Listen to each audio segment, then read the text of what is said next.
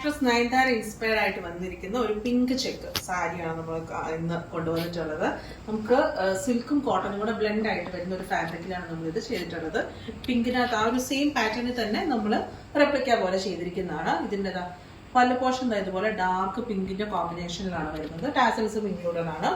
Blouse വരുന്നതും നമുക്ക് ആ ഒരു ഡാർക്ക് പിങ്ക്, അതിൽ ചെറുതായിട്ട് സെൽഫായിട്ട് വരുന്ന ഒരു ചില സ്ട്രൈപ്സ് പോലെ നമുക്ക് വരുന്നുണ്ട്. പിങ്ക് ഇതുപോലെയാണ് വരുന്നത്.